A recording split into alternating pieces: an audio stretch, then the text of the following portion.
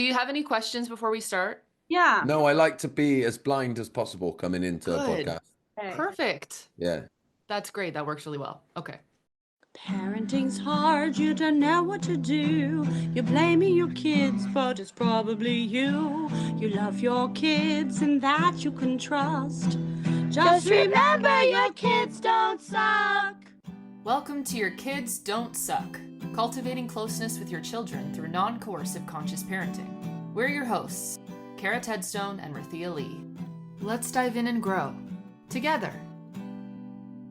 Hey everyone, welcome back to Your Kids Don't Suck. It's Rythea and I here today, and we're thrilled to be here with a special guest, someone we've looked forward to meeting for a really long time.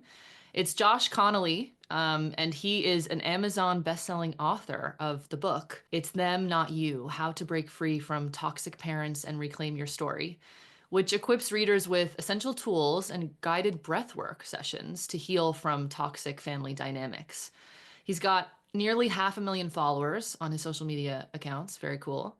And Josh shares powerful insights on emotional resilience and self-healing. He's done lots of workshops from schools to global brands, helping individuals connect deeply with emotions and intuition. And Josh is an ambassador for the National Association of Children of Addiction. Is that right, Josh? I was reading it was addiction or alcohol. I wasn't sure. Yeah, the official name is National Association for Children of Alcoholics because Alcoholics. it's for children affected by parents drinking, but we are open to anybody's, any addiction, yeah. Yeah, okay. And so there you help kids, right, who are dealing with their parents' addiction. Children or adult children. Yeah, cool. Well, Josh, we are so excited to be with you today because we're big fans of your content. Thank you. And thank you for the words of introduction. It was nice to hear, yeah. Josh, I kind of want to say why I'm a fan of yours, if you don't mind. I work with so many survivors of sexual abuse who have had to go no contact with their families. And you've been like one resource, I haven't found a lot, to really validate that process. And you do it with so much emotional integrity. And it's so rare to find in a man's content. You're so Mm. emotionally present in your posts, and you're funny, and I just love it. It's so great. And I feel really, I've gone no contact with my family for a really long time, but I still, even after all these years, feel very alone and doubt myself. And so your videos help me just remind myself how sane I am in making those boundaries. So thank you so much. Yeah, thank you. That means a lot. I appreciate what you said there. And the question I pose to people all of the time, when people, because obviously people ask me what I do all of the time, yeah, and in my day-to-day life. And so when you start describing it, you know that you're potentially starting a crunchy conversation before, you're just introducing yourself and somebody asks you what you do. And I always say that the people with toxic parents, and maybe we'll get into why I say toxic parents because there's a specific reason behind that. But um, I always say if somebody came to you and told you that they had been abused most of their life by somebody, I say, would your first thing to tell them, would your first thing be, let's try and find forgiveness, and then let's try and find a way to still love that person at least a little bit? And everyone's like, no, why would I do that? And then I go, okay, well then why is that what people face when it's their parent? Because that's the reality, right? That's the first place people Yeah. go is we've got to try and find a way to make you love them a little bit, see the good in them, and then work towards forgiveness. And it's ridiculous. So hopefully when you put it that plainly, people understand it. And I think they understand it in that context, but then they will still fall back into the pattern of there's got to be some good in them, right? Which is not always it's not always the case, I'm afraid. Well, right. And because people are merged with their parents. So when they even hear a story of someone separating, it's threatening. It's immediately threatening. Mm. They have to be like, no, I'm merged. You have to be merged too. Don't threaten that connection for me. And that's all the attachment stuff. Yeah, exactly that. Yeah. And then I think as well, when you become a parent yourself, I think there's some fear in that, right? Right. Because then people start to go, well, because we all have our own toxicity, if you want to call it that. We all behave in ways as a parent, right? I always think to myself, Imagine they did a fly on the wall documentary in my house with me as a dad, right? They'd be all over me, all over on my case about why can I talk about toxic parents when I behave in that way, right? Because it's hard. And I think an uncomfortable truth is that many of us, our worst traits play out in our interactions with our children. I know that's uncomfortable to say, but I do think that if we're truthful, that's the reality. So I think it makes people feel uncomfortable in that way as well when they're parents, you know? Right, because they're scared they're going to lose their kid. Yeah, well, you like at some subconscious level, they think, well, if you're labeling people as toxic, then what does that mean I am? Oh, I see. Yeah, You know what I yeah. mean? So, like, so then it's like that it sort of holds a bit of a Mm. mirror up to people, you know? It's hard to have a mirror held up to you in any respect, isn't it? And like, I know that often when we explain our own actions to other people, it reflects a mirror on their version of that action. So what I mean by that is, like, I don't drink, yeah. So I've been sober for nearly 13 years now. I'll often people will offer me a drink and I'll say, "Oh no, I don't drink." And then they'll start telling me about how they drink. I've not asked them. They'll be like, "Well, I only have four." And I'm like, "I've not said anything. I've not mentioned the Mm. way that you drink. You asked me if I want to drink and I've just said no. But my saying no, I don't drink holds a mirror up to them. And the ones that have a slight uh, uncomfortable relationship with alcohol will react very, very differently. I always say that I can tell easily by when, if someone's got an uncomfortable relationship with alcohol, I can tell pretty easily when I tell them I don't drink by how they react. Because if you've got a comfortable relationship with it, you go, "Oh, that's cool. Well done." Yeah. If you've got an uncomfortable relationship, you start explaining your own drink, even though I Mm. didn't ask you, you know? So I think there's a Mm. bit of that in it. When if you transfer that over into toxic parents, people think, "Oh my God, I need to show that I'm not a bad parent," you know? Mm, Mm. right. Yeah, people will often jump into, like, when I explain what I do, it's the same sort of thing. I'll say, I'm an attachment and trauma focused family therapist, and they'll say, well, that's kind of like a crazy thing to do, right? Because like I was hit and I turned out fine. Yeah. You really need to be digging into the past all the time, and then the parents that I work with often refer to that too. When I'm like, we're going to have to go into the past for you to be able to repair, the things that happened. And they're like, why can't we just leave the past in the past? Yeah. Right. Yeah. Yeah. Because that's where I think people think that when it's left in the past, that it's not affecting the present, right? Or perhaps the reason they say it is because at some subconscious level they know that it affects the present and they don't, so they they want to leave it in the past because they don't, Mm. because they know that it's impacting them. Yeah. Yeah. Wanting some confirmation, maybe too. Yeah, So will you talk a little bit about like your story, like how you got to where you are? You're also a parent. Will you tell us a little bit about like your background? yeah. So I'm a parent of, I've got six children. Wow. Yeah, my eldest is 18. So my eldest daughter's 18, and then my youngest daughter is 7. And yeah, look, the way that I got into this is I lived a very different life until I was 24. I'm nearly 38 now. So up until the age of 24, I had a problem with alcohol. I felt like I struggled with life and I couldn't really figure out why, because at that stage of my life, I would have said I had the perfect childhood, right? My dad died when I was young, but I don't really remember him. And to kind of cut, a long story short, I found Nakoa 10 years ago and I was just trying to volunteer with them. But what happened is when I went to volunteer with them, I realized that this narrative that I told myself about the perfect childhood was a defense mechanism, right? When I saw all of the experiences of children affected by a parent's drinking, I realized that they were talking about me. And actually, it like I used to get quite passionate about the whole nature nurture debate, right? I used to say that addictions can't be nurture because my life was so brilliant. And if you debated that with me at the time, I would have passionately been like, "No, it's not fair. I was born this way."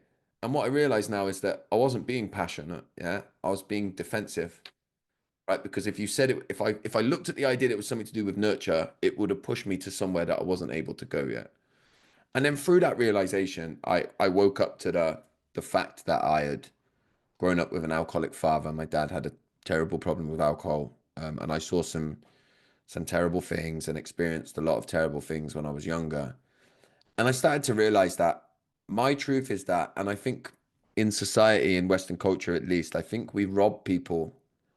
of a journey to understanding themselves by over pathologizing people's experiences and acting as if we're broken machines that just need, you know, a new bolt put in or some new oil put in, when actually consciousness, the human experience, whatever you want to call it, it's a lot more deeper than that. And so that's what took me on a journey, really, of supporting children affected by a parent's drinking, and then understanding dysfunction, and then eventually supporting people that have what I would call abusive parents, really.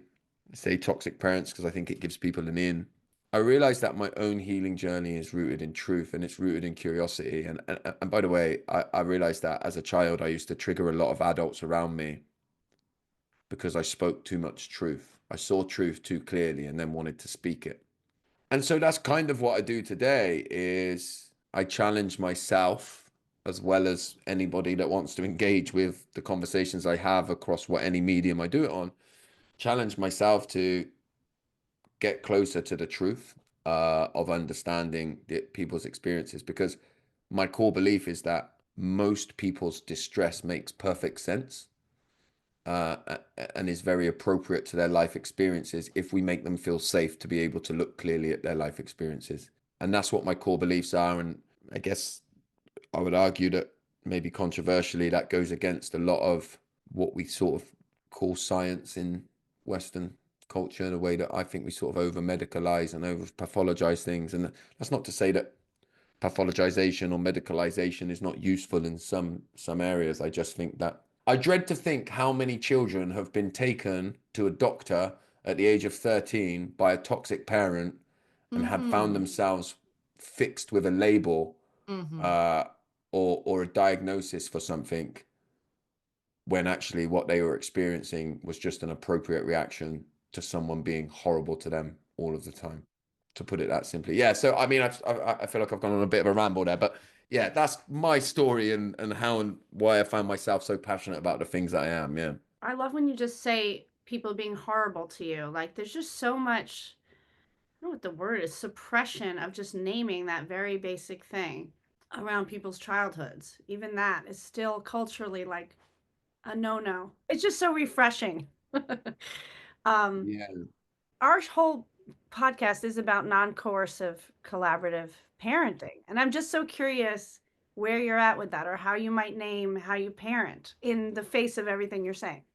I think firstly, what I would say is that there is a slight awkwardness in me to talk about parenting, right? Because I think I'm like every parent in that some days I go to bed and think I'm a terrible parent and I wish I could do it better, right? And so I think that's important to say that, because I actually think what makes us good parents is that when we go to bed at night, we think I'm a terrible parent and let me give it another go tomorrow.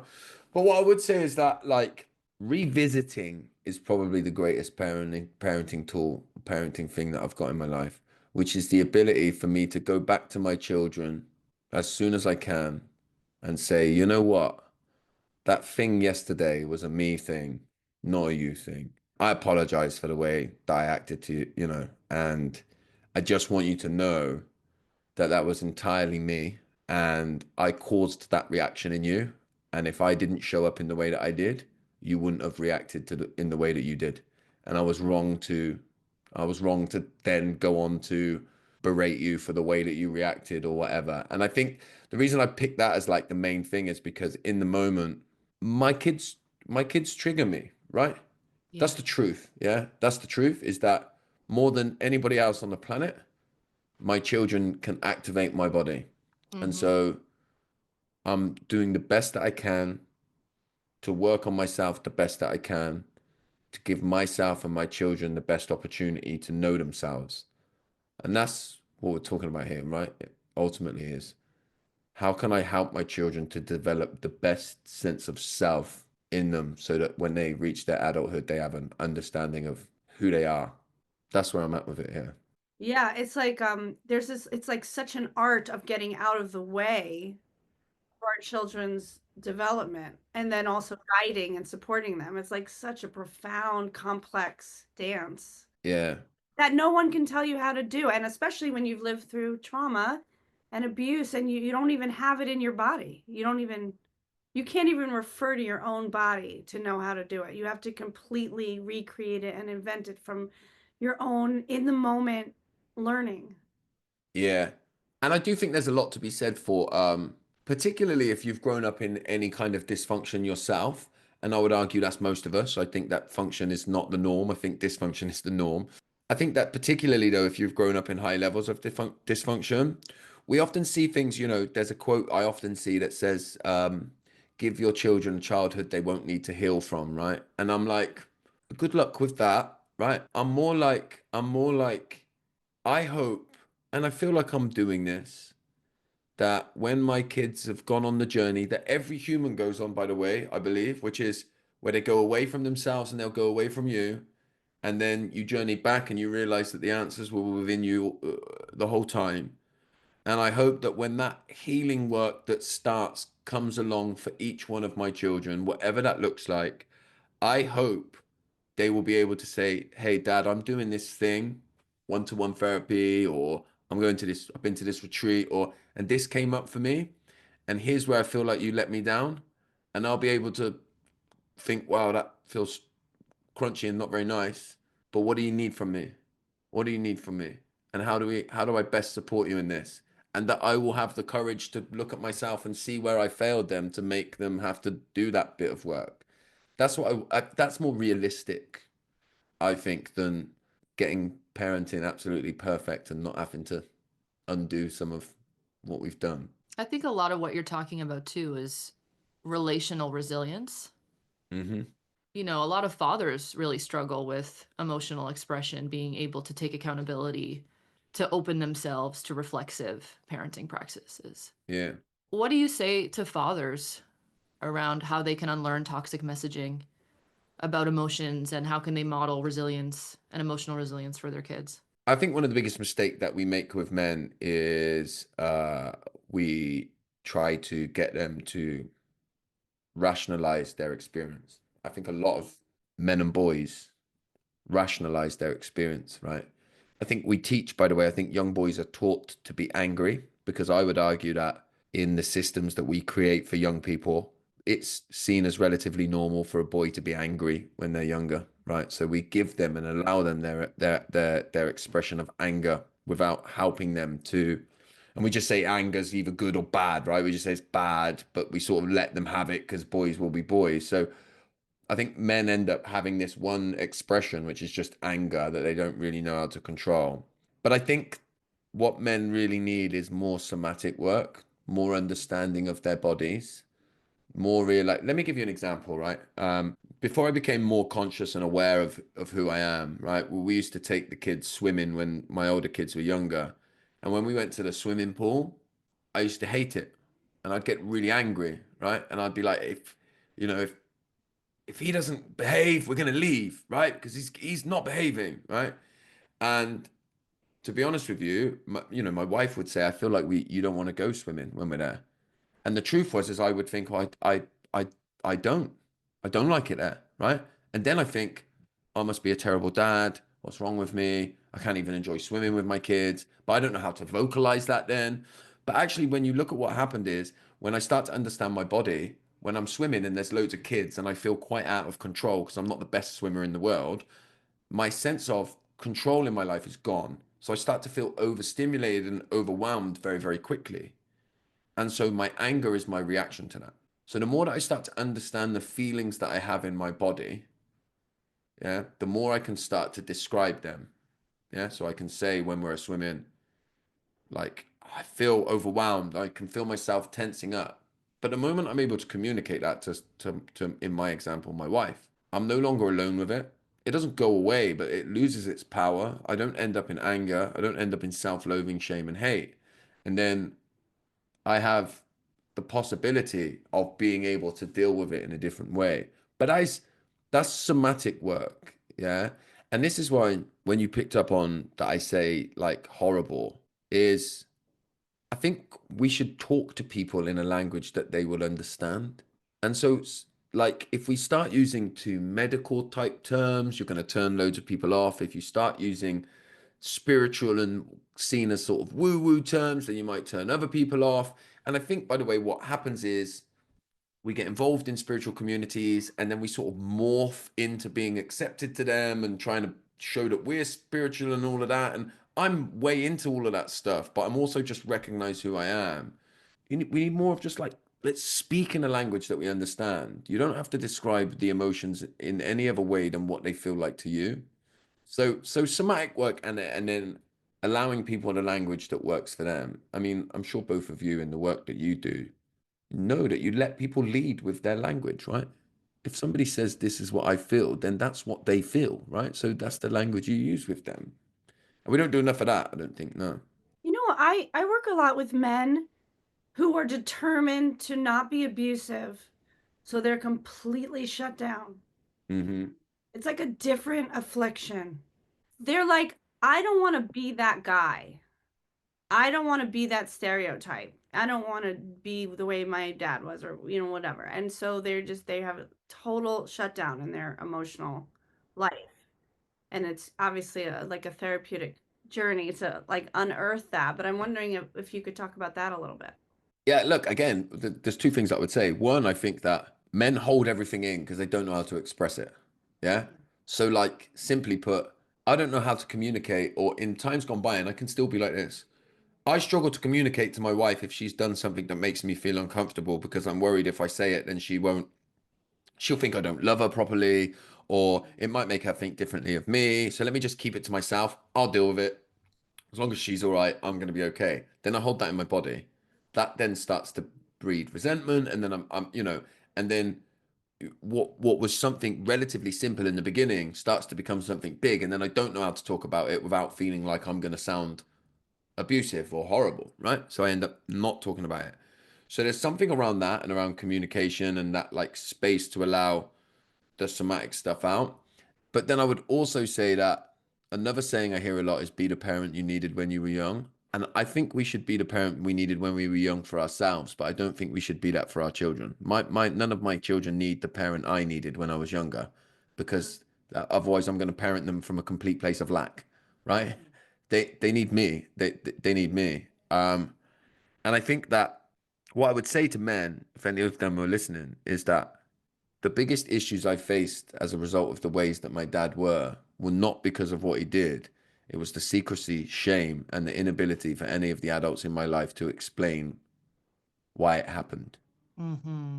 So Mm-hmm. I made up my own story that I was at the center of. So if you end up raising your voice to your children, listen, I would love to say I never raised my voice with my children, but it's not true. I wish I didn't, but I do. But what I do is what I've already said to you, which is explain to my children that was me. It was not acceptable. You don't have to allow people to speak to you like that. The fact that you got upset when I raised my voice, or that you walked out or you reacted in that way, was completely appropriate because I shouldn't have done that, and that's on me. And I do feel when you can explain things like that to children, you help them understand it. Because if you don't explain it to children, they'll make up a story, and the story will be that I'm a problem and I deserve to be shouted at and I'm not lovable. And if I could just be better, then he wouldn't shout at me. So it's that understanding that, like, allow yourself to get it wrong and trust yourself to put it right. Mm. I have like a spicy question. Yeah, I like spicy questions. Let's go. I would love to hear you talk directly to the parents who a kid, maybe an adult child, but some human being who has a toxic relationship with their parents finds this episode and wants to send it to their parent. Yeah. I would love to hear you speak to them, that parent. I'll have to caveat Hmm. it by saying, if you're no contact with them, don't send them anything because you'll just create a supply for them and they'll Hmm. love it, right? They'll love it. It will create drama. And I can, but yeah, so I would say don't say anything to them. Don't give them the pleasure because ultimately, pleasure's maybe too far, but they love to be the center of the universe and it will help them be the center of the universe. However, if in hypothetical world I could say to these people something and it wouldn't have the actual impact that it would have, um, What would I say? Look, what I think is that these people, I think they hate themselves so much that they project that onto everybody in their life. I think that once upon a time, they were probably an innocent, curious child like the rest of us. But that doesn't give them the right to become who and what they've become. And ultimately, in the end, that's on them. And so if I could speak to them, and I do pretty regularly on my pages, to be honest with you, just from a investigation type place. But what I would say to them is that if you ever really want to be able to have a proper loving relationship in your life, all you need to do is try and take a piece of accountability. Because that's all this comes back to. Like, I actually believe that in most cases, we make things too black and white. And I think most people are a little bit of good and a little bit of bad and all that kind of stuff. And there are people that are at the top end of that scale that are just horrible, and they'll be horrible forever, Yeah. right? And so, like, there's nothing you can say or do to change somebody who is like that. There's nothing that you can say or do to change somebody who's like that. I like to think that everybody has the chance to change, and that some people can and do change, and that's true. I do think I'm one of them. Right? I changed, and loads of people go to their grave being toxic and horrible for their whole entire life, no matter what, irrespective of how many children they have and what help and support they receive. And that's just the truth. Now we can pretend it's not, but it is. And that's what I think, that's why it's important to have these kind of conversations in the way that we do. Do you feel like I've dodged the question, Cara, a little bit? No, I think that's kind of spot on. I mean, I think there has to be a degree of openness, if I work with a lot of people, a lot of families in this situation. The parents are open, they're coming to see me. We're doing family therapy together. It might take some time, but ultimately the door is cracked open. My job is obviously to really join with that parent in emotionally, help them feel that I see them, that I validate their feelings and their, traumatic histories and upbringings. And also help them connect with their inner children too, to really be able to extend self-compassion, to be able to, as you say, repair, right? Take accountability, really get to that place where, the relationship can move forward in a new direction. Yeah, And I think that that's key. It's like, you're right. If you're no contact with your parent, then you've done what you can, and yeah. sending of it like a podcast like this or one of Josh's videos is not going to open that door. But yeah, I think you did nail it. I think if the door is cracked open and you feel like your parent, like, I mean, I have that experience with my own parents in the work that I do and in the conversations we've had about our history as a family. I always tell people, I'm like, I'm lucky because my parents are open to hearing. They're open to having the conversation. They listen to my podcast, which I do get vulnerable on and share personal stories. But the door is open with them. And so, I always say that to parents who I consult with. It's like, if the door is open, if you're here to actually, we have to get into the history. Our goal is to repair. Accountability is necessary for that. Then we Mm. can do some really good work. But if you're not here for that work, then But so it happens, you see parents take responsibility and, like, create healing with their oh kids? yeah, oh yeah. I mean, Really? not to toot my own horn, but I think you have to be quite directive and skilled in this work to be able to do that as a family therapist. You've got to be really present. You can't be all, in your parts, and like sometimes I'm having a day where I'm just like, I'm too in it with the kid. I mean, obviously I'm a child advocate. Like, this work is about helping kids. So, you're coming from it as a like, you have a bias inherently in family systems work because kids are the vulnerable, they're at the bottom of the hierarchy. But ultimately, when you know how to do it, you know how to get that parent to see that there's a hope, and b, the reasons for, their buy-in to the work that you're doing, then absolutely it's wonderful work. I mean, I think it's the most amazing thing ever.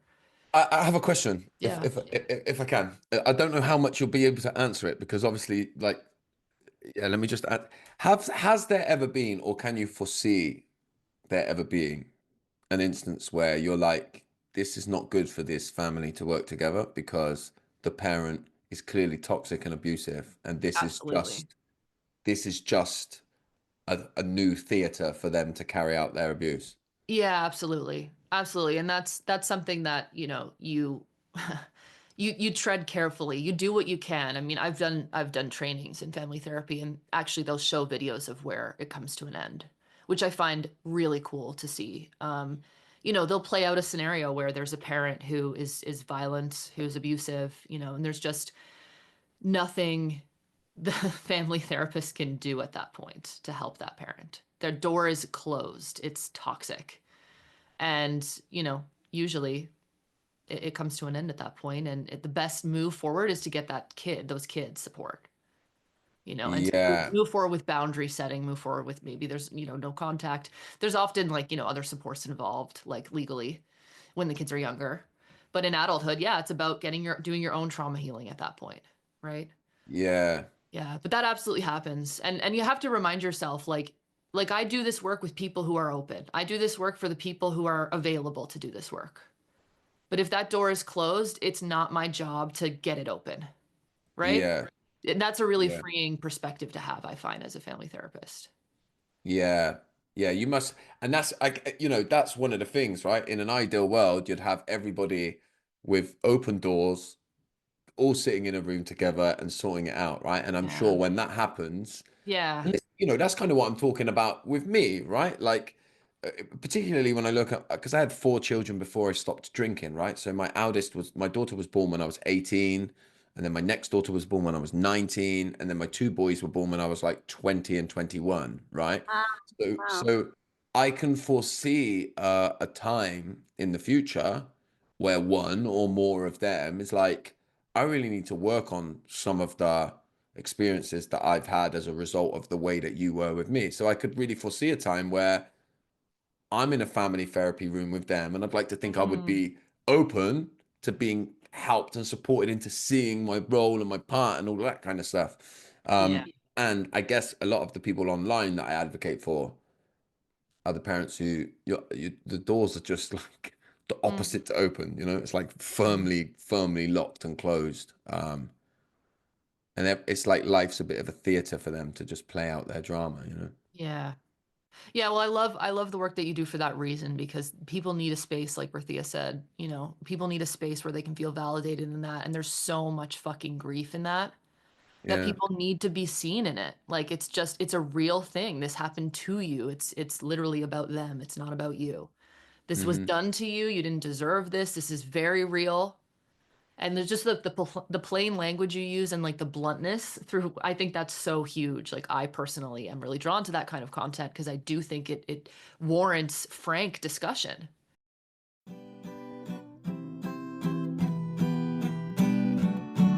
I've 2 directions going on, but one is I went no contact with my family when I was 24 because I remembered the sexual abuse. I hadn't remembered, and then I remembered. And I tried to confront them, and then they disowned me. So I didn't really go no contact. They actually disowned me. But so it's hard to say who did what. But anyway, it ended.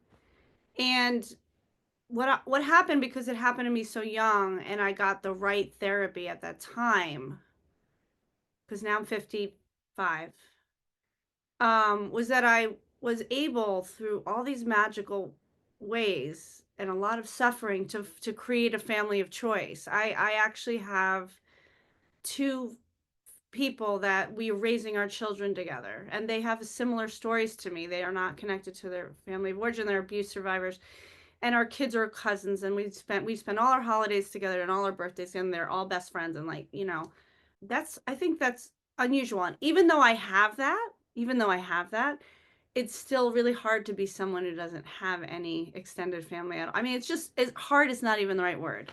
I am just I'm just living this life that's so different than most people.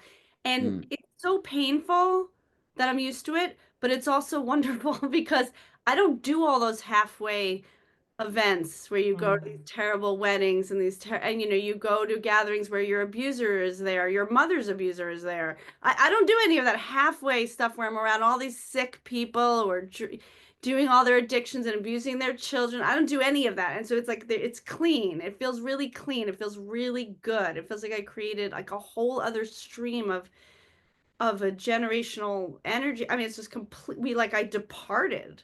So it's like wonderful, and like it's the hardest thing, and it never ends. Like that's work. I just live with that.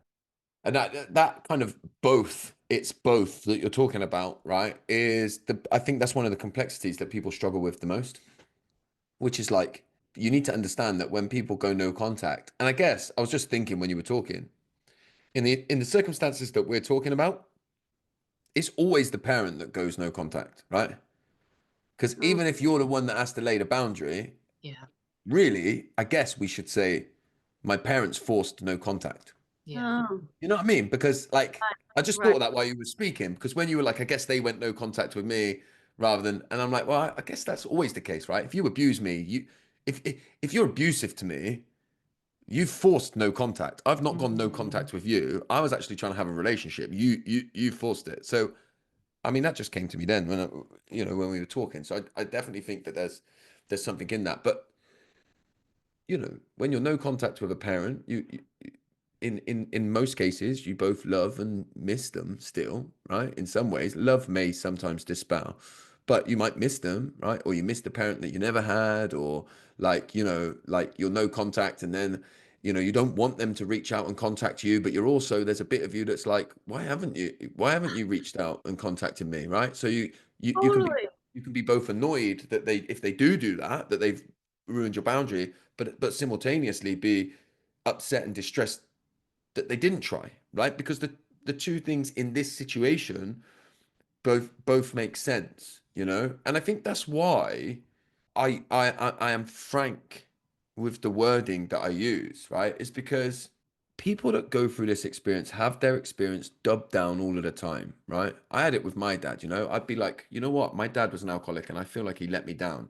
And people would go, yeah, he did, but he loved you very much and it wasn't his fault and addictions. And I'm like, no, I know that stuff, but Mm. let me just have this here too. And let's just call it for what it is for a moment. And I do think that the kind of like spiritual healing community in the way that it is today, call it the new age, like whatever you want to call it, however you want to frame it. I really do think that they have an issue where everybody's trying to show that they're together and like I'm together, so I don't get angry about this stuff because I can talk about it freely, and it doesn't anger me, and I've done the work. So when I talk about it, I don't get my back up, or I'm gonna frame it as forgiveness, even though really that's not what we're talking about. But I want to show that I've worked through it and it doesn't affect me. Whereas I'm just a bit like, if somebody's horrible to you, that's supposed to be lovely to you, right? If the person that's supposed to keep you safe throughout your whole life until they leave this world is horrible to you, I think it's pretty appropriate that that's going to annoy you and upset you all your life. That doesn't mean that, like, we're not supposed to heal to the point of not being affected by abuse. That's not healing. That's probably Mhm. bypassing. Mhm. Abuse, when we're talking about it and having discussions about it, should anger you and activate you. Otherwise, I'd argue that you're probably switched off from your body. And but because that's one of the things that get leveled at me all of the time. Oh, you're just angry, or I get people come on and they'll say, one day, you'll come to peace with the things you talk about, and they won't wind you up so much. And I think, no, no, one day you'll realize you've been running away from what I'm Mhm. expressing here, maybe. Mhm. So that's why I think that being frank is so important. When you're talking about difficult things, the truth is difficult. So I'm not going to sugarcoat it. I'm going to say it as it is. There's always a point in my therapy with people where they look at me with so much earnestness and they go, is this gonna end? Like, they'll be like, "What, am I always gonna feel this way about the pain of their childhood?" Like, when I talk about my mother or am I always gonna and I'll say, "Well, the trauma is always gonna be horrible. It's never not gonna be that the trauma wasn't horrible. It always will be, but your present life is gonna get better and better. Your love for yourself, that's gonna grow. Your adult self and living your life is, you'll be able to have more joy and more, but the things that were terrible will always be terrible." Yeah. I heard it once described to me that our experiences are in our mind and body like a library, right? So when you go to like therapy in the way that you're talking about, that you both do, right? It's almost like what you do is you go in, you don't get to throw really any of the books out. You just can file them all away. And so the library just becomes a little bit more tidy. So the book of my experiences with my dad is there, It's not on the floor anymore, open. And every time I go in my library, I see all of them open and I can't deal with it. They're all there and I can go and access them, but they don't have to just every time I open the door be like, oh, they're all there. They're a Mm, bit more organized now, you know? And sometimes I go in there and mess it all up and I have to Right. go back in and do a bit of work and put it all back again. But ultimately that's what we're talking about, right? They're always going to be there. mm. But when I've organized it a bit more, it's not as chaotic, you know? I love that. I'm going to use that. Yeah, use it. It's not mine. I don't remember where I got it from, but Oh, I great. mean, I've probably made it a bit bigger because that's what I do, but it wasn't my metaphor originally, but I don't remember where I heard it. Something cool about that metaphor too is like you can picture like if somebody's got a library but the door is like locked shut with like a vault and like they can't get in there because it's too fucking terrifying and you know the minute they step foot in there they're haunted for life with like you know it's a can of worms and the worms are poisonous. Yeah, But if you've done this healing work and you still have that room there, all the shit's still in there, but you the door's open. You go in there when you want. It's safe to be in there. You know, I talk about that a lot with my clients, especially men. I work with a lot of young men too, and a lot of young men who like really can't access those parts of themselves at all. You know, they've been through horrible shit and they're like, but I can't connect to my partner. I don't understand it. You know, yeah, I can't actually get vulnerable. I can't actually, you know, I might be triggered. I don't even know, first of all. And second of all, my partner asked me what's going on. And I'm like, I honestly don't know. But they can yeah. read me like a book, yet I can't get into my own library. So the work is to get that door open so that you can freely access it. Yeah, and you know what? I mean, to carry that metaphor a bit, I think we lose a lot of men because I think what boys do, um, if you have a high level of sensitivity, right, which I do, I've always been emotional. I used to be a crier until I got to high school, and then I became angry because angry was safer because that you don't get stick from your friends if you're angry. So then I had to build a personality and a persona around that angry person, right? So then I became steely and, you know, I wanted to get tattoos really quick and I got myself in fights and did it because that's the kind of character that I had to build, right? To be able to deal with that because I'm highly sensitive and highly emotional, right? Now, Mm. what happened to me is I went on the journey and then, you know, I did nearly end up taking my own life at one stage of my life. But when I had the realization that I'm a sensitive and emotional person, I'd already lost everything, right? The marriage had gone, the children weren't living with me. So there wasn't like when I, you know, saw my library, it wasn't like, oh my God, I'm gonna have to bring loads of people in and show them this. I was able to sort of do it on my own, right? I think what happened to a lot of men is to some degree, they build this character and this narrative to hide away from that sensitive emotional self that's still not socially accepted at all, by the way. And I'll talk about that in a second. But and then they go out and they get married and they have children, and then by the time they get to about their 30s, they can't keep up the act anymore. They don't know who they are fully, but they also get a sense that, well, I can't do anything because if I come out as being what I really am, my wife's married the tough guy that I've pretended I am for 15 years, right? Which in most cases, by the way, isn't true. The wife's actually married the person that they see, but the man doesn't see it in themselves. So I think that then the task feels too big and we lose a lot of them, right? And I think that the real, I was going to say gap in the market, right, which is totally the wrong term, but we're having more conversations, more broader conversations. Like the conversations are growing, right? I see myself as like a cis straight man who is happens to be very emotional and sensitive, and that just happens to be who I am. And then you don't meet many people like that, you know, like you don't meet people that aren't in some other kind of category that are like that Yeah. openly. And that's the problem because then where do I go? Where do I find my people, right? Hmm. Um, Hmm. so Oh there's a my lot, God. there's a Yeah. lot to be said for that. Oh, I'm having so many feelings right now because that's absolutely it. I mean, the young folks that I talk to are cis, straight men who are highly sensitive, highly emotional, talking to me because they feel seen in our sessions, have no friends. Yeah. I mean friends. I mean friends that they can talk to. I mean, they have people. They talk about Yep. basketball, Yeah, but they they have their do not have bros friends. who they can be in that kind of act with, like, yeah, we're all right, we're lads, you know, I've got your back. If they fight, I'll fight with you. but they don't have them people that they can connect with on an emotionally sensitive level. And that's because we don't have spaces where we talk about men in that way. And that's why, one of the things that I would say to men, I've run a men's group, right? We've run the men's group for 3 years now, right? What I would say to those men is that, again, like other things, there can be more than one truth, right? I've got my sensitive, soft, like a good cry side over here. I can still go to football. You guys might call it soccer, right? But I can go to football. And when I go there, I can be a bit sweary and a bit like protect myself in that way because that's what makes me feel a bit comfortable there. I don't have to lose that. I can still get tattoos and still admit that there is a part of me that still wants to come across like I look tough. It's cool, man. We can do all of that. I can have all of that. I don't have to get rid of that. I just can be more accepting of this bit over here as well. And I'm lucky through the men's group, particularly, that I've met more and more men that are like me. So I feel less and less alone as a result of that. Yeah. But I think most men don't get the opportunity to meet other people like that. So they're just entirely alone all of the time, you know? That's Oh, so heartbreaking. I can't even stand it. It's so it heartbreaking. is. It is. It's absolutely excruciating. And I'm so deeply sad because I'm, a woman. I'm a female therapist who I help support these guys and I validate the hell out of them, and I try to remind them like, look, you are actually spot on with this, the way that you're seeing things. You are absolutely right.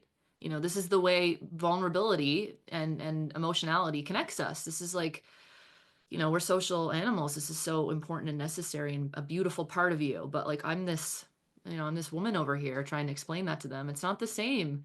That's why I'm like, God damn it. I wish we had more men doing this relational work, not CBT, not, skills-based behavioral.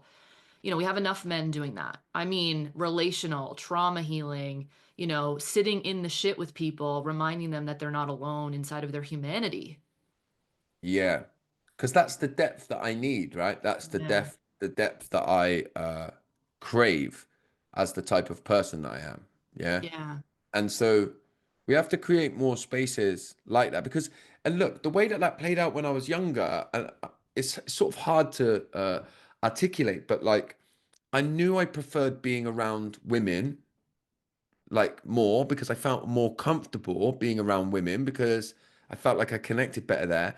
And then I also like realized that I liked being around gay men, right? And I'm not stereotyping them, but I realized again that like I connected with them on the kind of softness that you often find there, not always, right? But that you often find there. And so that was confusing because I thought, why is it that I like that space, but I don't identify as like being gay or anything else like that? And so there was this real lonely space that I sat in where I felt like there was nobody like me, you know? But the truth is, there's loads and loads and loads of men like it. And it's not just a few. We're not even a niche, you know? There's loads of us, but we don't know how to talk about it. It's too scary. It's too scary. And I know we've gone off on the men's conversation here, but even when you look at popular culture, we push men to cry, right? And we say, it's okay to cry. But actually, if you try and think of a male celebrity in your mind that's cried publicly, and you'll probably think of memes, because that's what happens to men that cry publicly. They end up as a meme.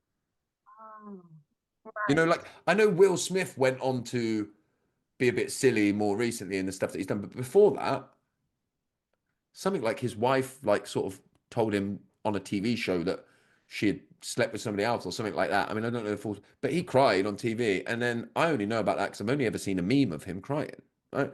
And ultimately, a meme is people are poking fun at you, right? It's not a fun thing to end up as a meme. So there's like this, then there's this separation here, which is like, we say we want men to be more vulnerable, and then society pokes fun at them when they are, you know? I really think that your videos like portray that emotional vulnerability, but it Mm. also reads as strength, obviously, because it Mm. is strength. But like I think you Mm. capture that Yeah, I think you almost rebrand it, Josh, in like a very palatable way for men specifically, probably. You kind of make it cool. Yeah, yeah, cool. And like, I think, like, not. I mean, I'm wary of like sounding like I'm blowing smoke up my own backside here. Do you say backside there? Um, No, but my dad's British, so that cracks me up. yeah, okay. Um, um, but like, I feel like over the years I've integrated more and more and more with myself. So I'm quite comfortable. I'm quite jovial and like joking and messing about and making a joke of things.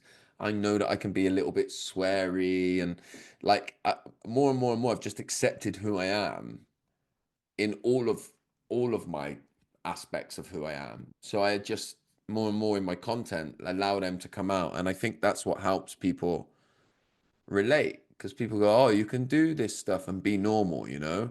If I'm a Right. man, I can go on a healing journey and I don't have to start wearing, I don't know, tie dye and speaking in a certain way. I don't know, I'm being very stereotypical here, but you understand what I'm saying, right? It's just that Yeah. it's normal. We can be normal. We can just be that. I can be an average guy who's doing some work on himself, trying to be a good dad, good husband, good family, all of that stuff.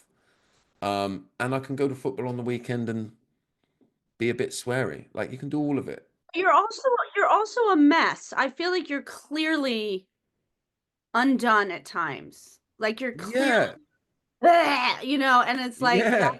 that's so important because it's a fucking mess. No Because it's matter a mess. no matter how much work you've done on yourself, it continues to be a mess. And life will keep bringing you to the edge. That's life. It just keeps bringing you to your edge where you're a fucking mess again. You're undone. And that's just how it goes.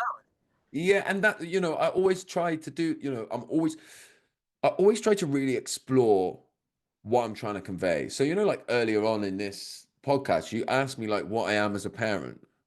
And I'm like, do I want to come across as a good parent and give a good parent answer here?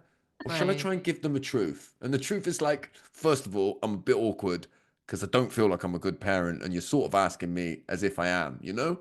Like that kind of messiness that you're on about, which is like, I can be everything. Sometimes I'm erratic and all over the place, and I'm all right with that. Healing isn't like healing. What do I bring it back to what we were talking about? What do I want to teach my kids?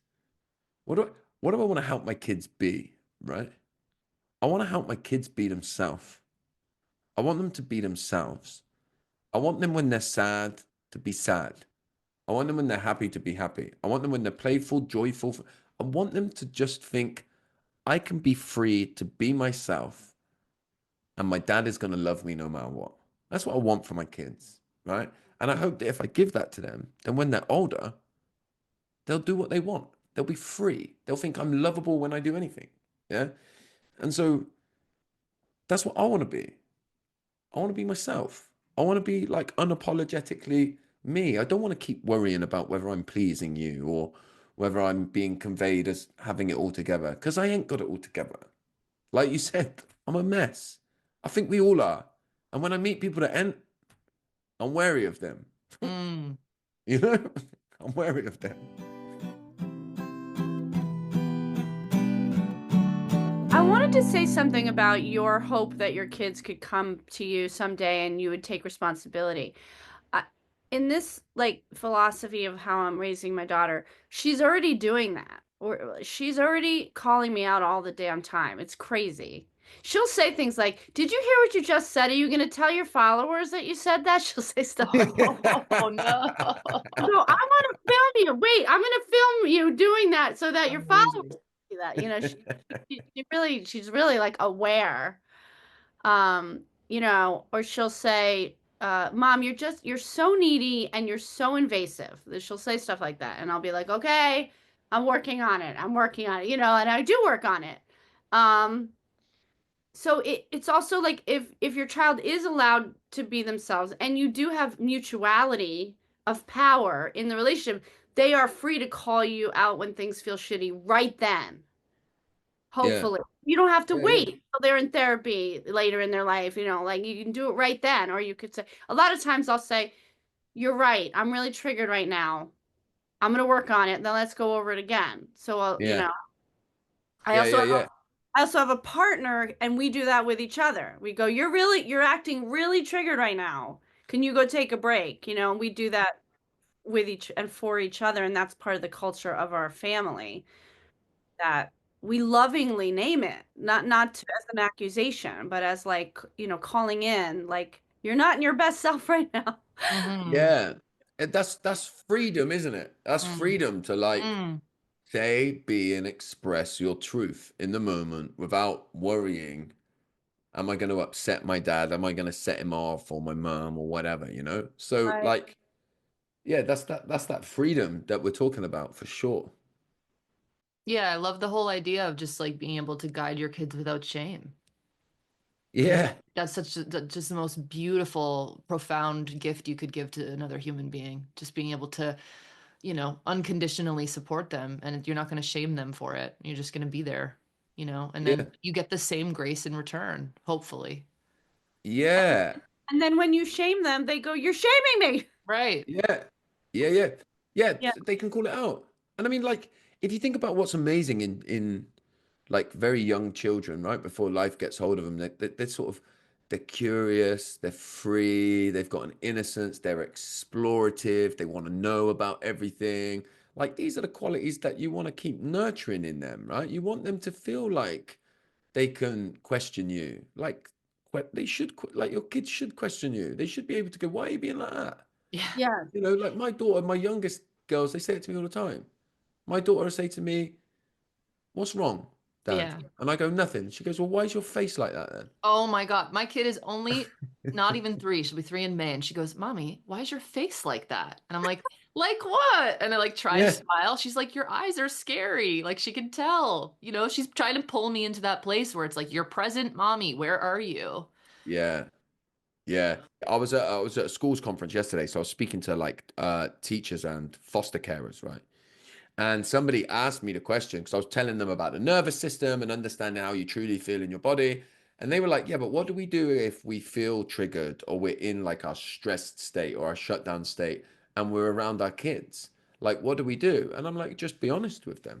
Tell Mm-hmm. them the truth, because you can tell them whatever you want. If it doesn't match up to what the way you're making them feel, then it's going to be problematic. So you're better off just what you say matching up to the way that you're making them feel, because then at least they'll understand it and they won't start thinking this is my fault.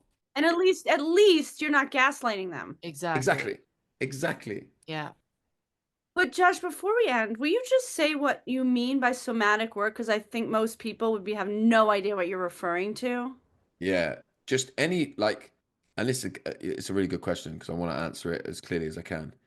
Any work of the body, any work that brings me into the soma, which is my body essentially. Yeah. So it can be breath work, it can be acupuncture, it can be walking the dog, it can be sitting down and tapping your body, it can be breathing, exercise, anything.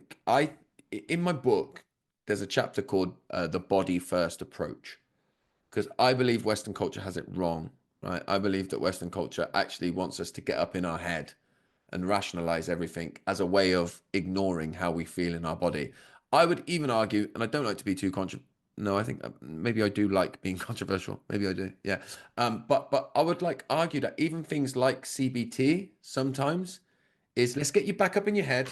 Let's get you back up there. Let's reframe how you're thinking and feeling and just pretend that it isn't what you're thinking and feeling. And so you're up in your head. So somatic work goes, what's in my body? What's in my body? And I truly believe that if you can fully get in your body, then it starts to heal everything around you. When we talk about like relational trauma and stuff like that, the biggest struggle I had to tackle uh, was, as a highly sensitive person, particularly, was I realized I didn't know where my body ended and yours started because I was so disconnected from it. And you know the term empath? Yeah. A lot of people say to me, I think I'm an empath. And I say, okay, well, what do you mean by that? See, well, when somebody's an empath, it means that they take on everybody else's emotions, right? When I go in a room, I take on everybody else's emotions. So I remember thinking to myself, oh, I'm an empath, because that's what happens to me. But then I realized when I go into a room as a highly sensitive person, when I'm fully embodied to my body, I know where my body stops and yours begins. So I can start to lay these boundaries. I can start to witness your experience rather than holding it. And when I do that, all of a sudden, I'm not an empath. I'm just a highly sensitive person. So I always say to people, are we empaths? Are you an empath? Or is that just a highly sensitive person who hasn't been able to lay a boundary in that moment yet? Which is totally fine, but there's some power in that, you know? So the more we can learn about our bodies and just know that it's normal. And again, we breed it out of children, because if a child is sat in a classroom and starts going like this, right? Or going like this, I often do this, right? If a child does that, they're probably going to be told to stop it and sit still, right? Yeah. When actually, this is normal. It's me reminding myself that I'm in my body. Yeah. Do this. I'm in my body. So that's what somatic work is. But make it look like whatever you need to make it look like for it to be something that you can bring into your life, is what I would say. Yeah. Love that. That's great. This was amazing. So fun. Oh my gosh, I love talking to you. I've really enjoyed it. It's been a great. If I didn't have to Fun. go, we could have gone for another hour, I'd imagine. We'll have to do a part 2. We'll have to do a part 2. You'll have to come back. I was gonna say, Josh, before you go, 2 things. 1, can we be best friends? 2, That's what I was gonna say. I know you were, because I know you were. We want to be in a group chat with you forever. Is that a film? Did we just become best friends? What's Yeah. that? Did we just become best friends? Number 2, where can people find you? Do you want to like shout yourself out, get your socials on here?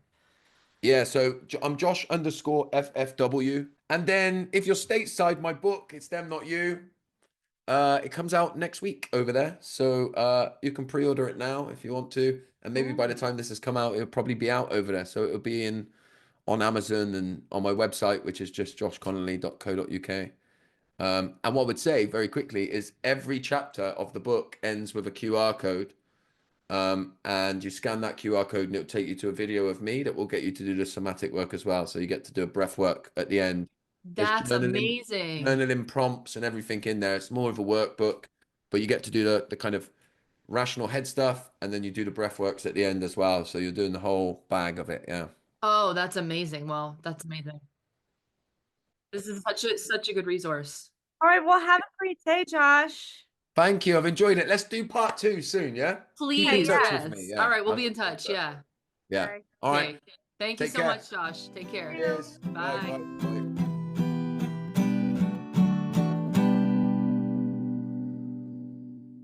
This has been Your Kids Don't Suck. You can find me, Cara Tedstone, at www.caratedstonetherapy.com and on Instagram at Cara Tedstone Therapy. On my website, you'll find links to recommended readings and a link to my Reparenting with Mindfulness workbook, available now on Amazon.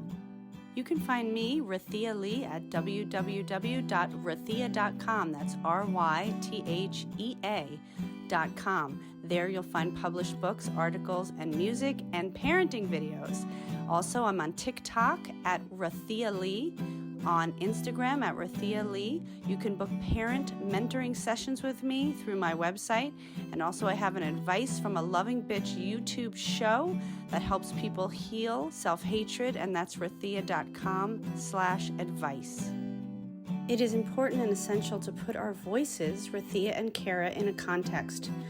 We are 2 white, cisgendered, straight, middle-class women living with financial and societal privilege. Because of this, our perspectives are limited and do not reflect the realities of all of our listeners. This podcast will feature guests with expertise around conscious parenting who differ in race, class, abilities, sexual orientation, and histories from us, to broaden the conversation and reflect the lives of as many people as possible. 25% of the proceeds of this podcast will go to creators of color who have been mentors and influences on our work and in our growth as parents. If you like our show, please subscribe and stay tuned for more conscious parenting advice and insights. And check out our link tree at linktr.ee/yourkidsdon'tsuck to donate and connect with us.